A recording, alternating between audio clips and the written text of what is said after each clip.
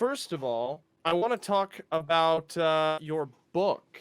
So this I thought was interesting. Actually, talk a little bit about your experience in your financial field, how it led to a Sure, book.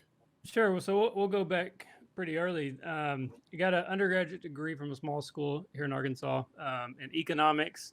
Then went to work, just kind of lucked into a job at an investment bank.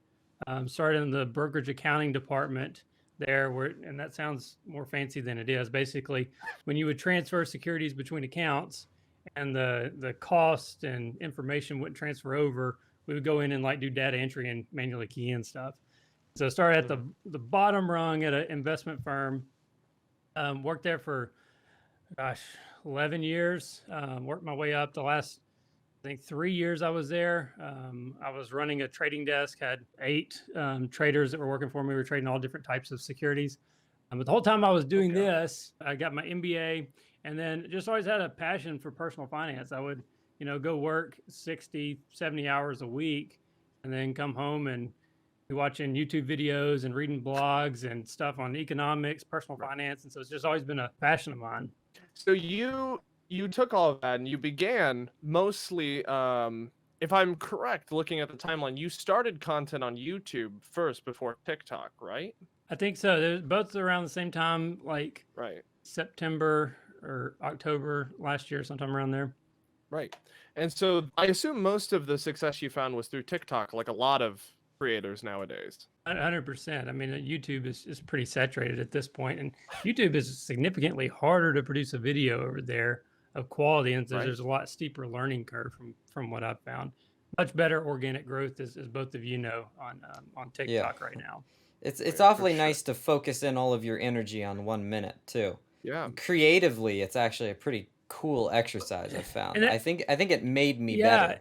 well, it does. And the interesting thing is, once you get to where you can jam everything into, 15 to 30 seconds or a minute at most, it then almost becomes difficult to try to expand out and go longer into, Yes. Oh like a yeah. 10, 15-minute YouTube over the same topic. Yep. Because you get so used to that, the beat that you have to hit on TikTok. Oh yeah, yeah. you get trained into it for sure. TikTok has given a lot of amazing opportunities. That is for sure. I think a lot of people are running into the issue now where they've never had fame ever, and now everyone can be famous. You look at the '60s. For you to become famous, it took you hundreds of hours of work and tons of contacts you had to know, and now it's pretty much anyone. It's better than Vine was, better than Twitter, Facebook, Instagram. It's crazy. It's funny because I had I didn't even post on social media when I was working for the investment firm, because there's so many compliance rules and regulations you've got to be concerned about. And so I just didn't post nothing personal, Right. nothing investment related, didn't post anything. And I remember like the second or third post that I put on TikTok, it got like 800,000 views. I had 16,000 followers.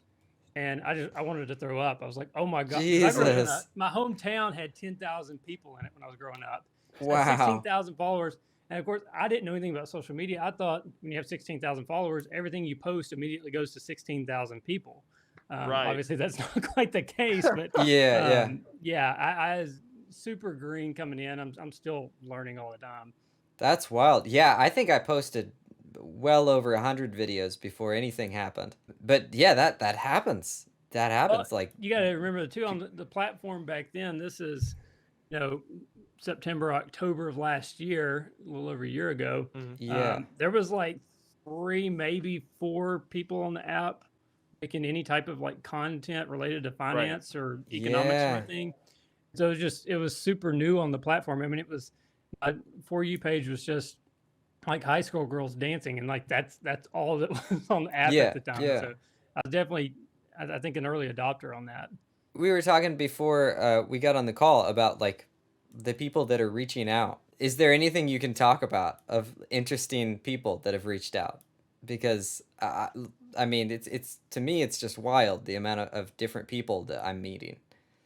Um, I'd say that, of course, you've got, like brands. I've had some pretty big brands reach Mhm. out to me, which I don't like doing sponsored posts all that much. I just don't, I don't like pushing stuff on people, but brands that reach out, I get a few a week on those.